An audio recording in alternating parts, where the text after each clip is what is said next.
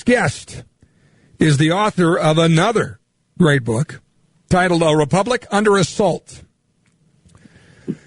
New York Times bestselling author, president of Judicial Watch, Tom Fitton, with us on What's on Your Mind. Tom, how you doing? I'm doing well. How are you doing? Being terribly mean to Mr. Biden. Well, a listener had asked for us to, play some more of the things. I guess they were kind of on the fence voting-wise. They wanted to know, if Joe's still with it or not. So it's factual. He said it. We're just playing it. You know what I mean? Doing our best to well, I don't believe we should let allegations of dementia allow him to escape questions about his personal corruption, which is, I think, the cutting-edge issue here now. I talk about the Republic being under assault, and now we know why. We had this coup impeachment against President Trump because he had the audacity to ask a question or two about what was going on in Ukraine with Biden. And now we know that was kind of a side hustle for the Biden gang. Ukraine was, and they were so desperate to keep the full truth coming out that they were willing to try to blow up the Constitution to throw the president out of office. I said a moment ago to the audience that I have a great deal of peace about election night, simply because Donald Trump wins. He obviously was born for this fight. He is left a successful business and is taking it on head on and is unafraid. And really at every step, when you think all the Republicans that he took on and the Clinton machine and then all the, stealth Justice Department, FBI shenanigans and the FISA court, he wins. He wins at every stage. So do you have any reason to believe he won't win on Election Day? Well, I guess my concern is, and I'm new, as head of Judicial Watch, I'm not saying vote for or against the candidate. I'm concerned that the outcome of the election will be tossed aside as a result of fraud and threats of violence and other shenanigans by the left. And we've got this unprecedented mail-in ballot effort. 100 million ballots and ballot applications are being mailed to people who haven't asked for them, to lists that are dirty. We've documented that through our litigation, and just more recently a study shows 1.8 million extra names on the rolls across 29 states. So we're facing potential Election Day chaos. So, the danger for the Republic is that the assault on free and fair elections, may result in the candidate who didn't win coming into office. So that's why he's got to win by not a little.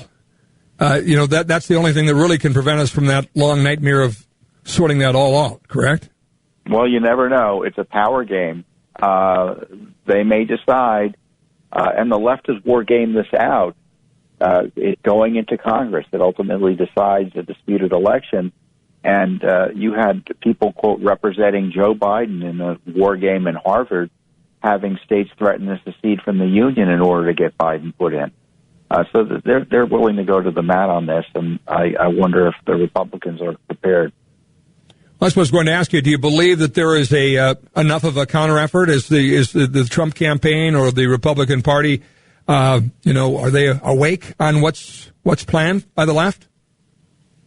Well, legally, they don't need to win everywhere, and they have hundreds of lawsuits. You see in Pennsylvania this week with the Chief Justice Roberts allowing Pennsylvania to change its rules at the last minute through court action to count ballots that arrive after Election Day, even without a postmark. That was John Roberts, as in George W. Bush's appointment to the Supreme Court, the Chief Justice, the conservative John Roberts, that guy.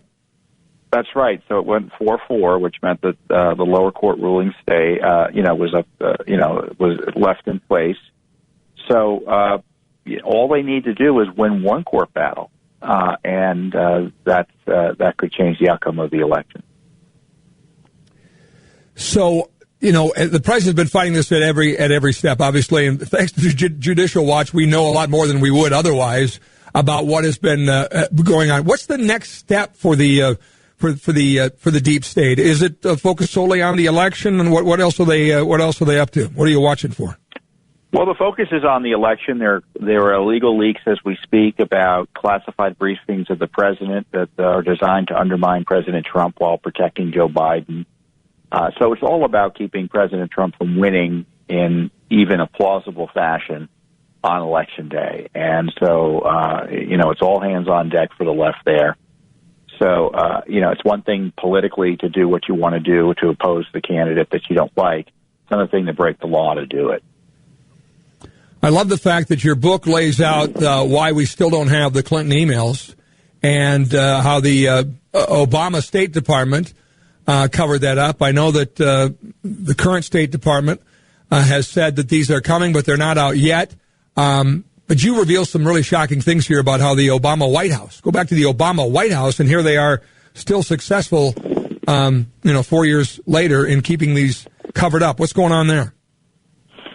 Yeah, I mean, we found that the Obama White House knew about the Clinton emails and told the lawyers and the administration, keep silent about it, essentially.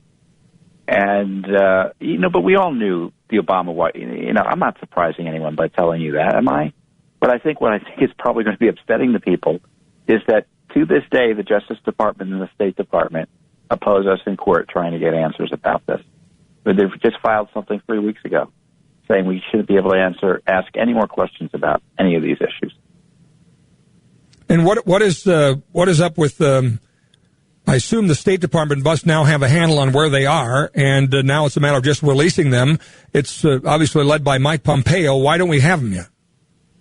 Well, many of the emails are being withheld, in part or completely because of various exemptions that the agencies can pull, to use as an excuse to black out material.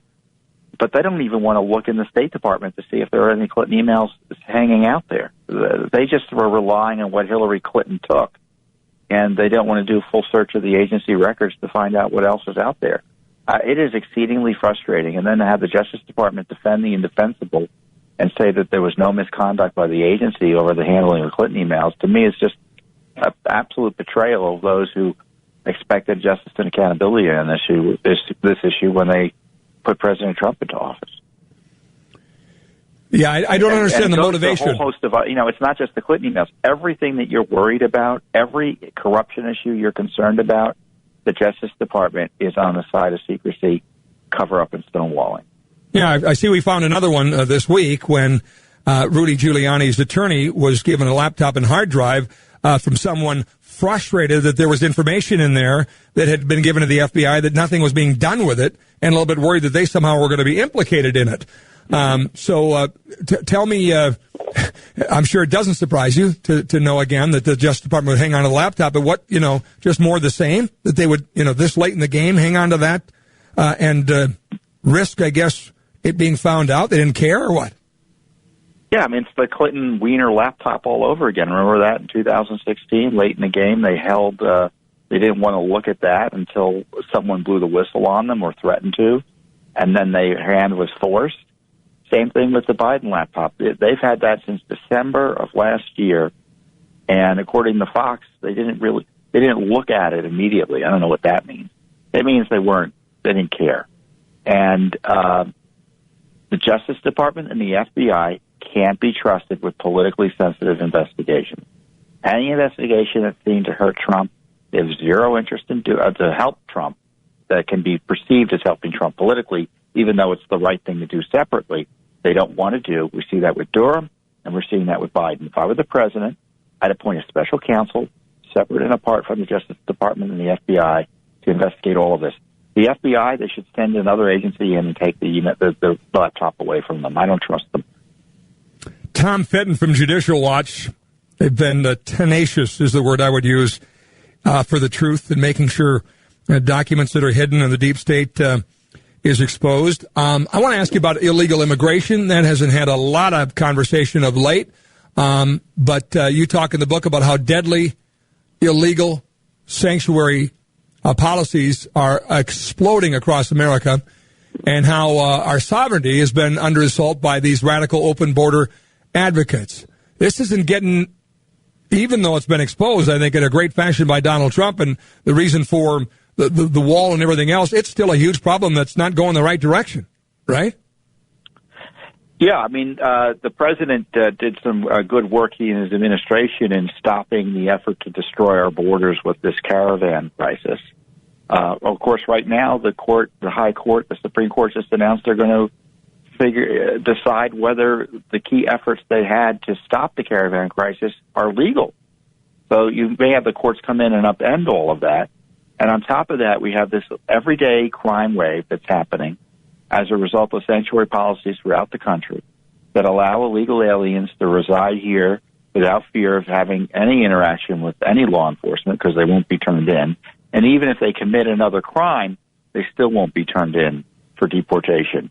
And that is especially egregious because then you have criminals who are released out onto the streets who otherwise could have been deported, and then when they go on to commit crimes, every one of those crimes was completely preventable if local officials had obeyed the law. We have lawsuits to try to stop them in San Francisco and elsewhere, but I mean, your safety is under assault thanks to these crazed sanctuary policies that are more about politics than the public safety.